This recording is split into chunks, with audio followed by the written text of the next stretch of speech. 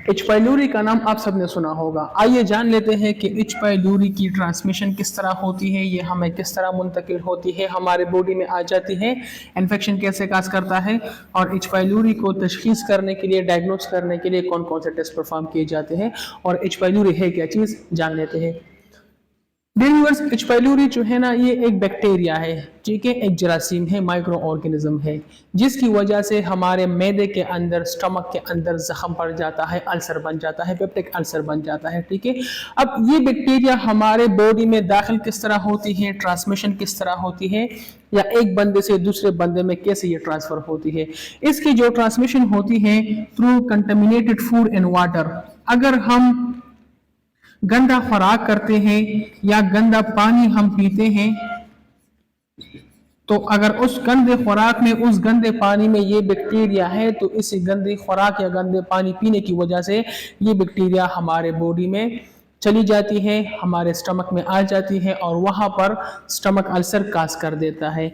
इसके अलावा अगर किसी बंदे को एच पाइलोरी की बीमारी है, उसको ये इन्फेक्शन है, उसको मैदे के अंदर जख्म है, इस बैक्टीरिया की वजह से है, अगर हम उसका खुराक खाते हैं या उस यूटेंसिल पे, जिस बर्तन पे वो पानी पीता है, उसी पानी को हम भी पीते हैं, ठीक है, या थ्रू किसिंग भी ये बैक्टीरिया उस मरीज से एक हेल्थी पर्सन में ट्रांसफर हो सकती है। ये दो रास्ते हैं जिसके जरिए एच पाइलोरी बैक्टीरिया एक बंदे से दूसरे बंदे में मुंतकिल हो जाती है।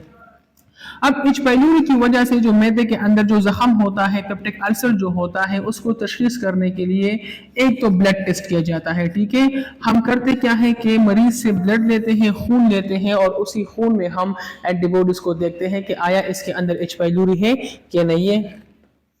इसके अलावा स्टूल एंटीजन टेस्ट भी किया जाता है, ठीक है। स्टूल, फीसिस, बड़े बोल से भी हम एच पाइलोरी का टेस्ट कर सकते हैं और बनिस्बत ब्लड टेस्ट से एच पाइलोरी टेस्ट ये बेस्ट होता है। इसके अलावा यूरिया ब्रीथ टेस्ट भी हम करते हैं, ठीक है। इसमें हम करते क्या है कि मरीज जो है ना, एक स्पेसिफिक डिवाइस होता है, उसमें फूंक मारते हैं और उसी फूंक से, उसकी ब्रीथ से जो है ना, हम क्या करते हैं, टेस्ट परफॉर्म करते हैं। इसके अलावा जो है ना, ये हम परफॉर्म कर सकते हैं, एंडोस्कोपी के जरिए भी कर सकते हैं, ठीक है। एंडोस्कोपी भी एक टेस्ट है जिसमें हम करते क्या है कि मरीज के जो ओरल कैविटी होते हैं, मुंह के अंदर एक फ्लेक्सिबल राड जो है ना, वो हम एक फ्लेक्सिबल ट्यूब वो इंसर्ट करते हैं और उसके ऊपर कैमरा लगा होता है और कैमरे के जरिए हम देखते हैं कि आया स्टमक के अंदर एच पाइलोरी बैक्टीरिया है कि नहीं है। इसके अलावा एलाइजा टेस्ट भी हम परफॉर्म कर सकते हैं, ठीक है, एच पाइलोरी को डायग्नोस करने के लिए, और पीसीआर टेस्ट भी परफॉर्म कर सकते हैं एच पाइलोरी को डायग्नोस करने के लिए। सबसे फिजिबल जो होता है और सबसे मतलब कह सकते हैं कि जो आसानी से हो सकता है, इसका प्रोसीजर आसानी से हो, तो वो स्टूल एंटीजन टेस्ट है जिसका रिजल्ट भी बेस्ट होता है, ठीक है।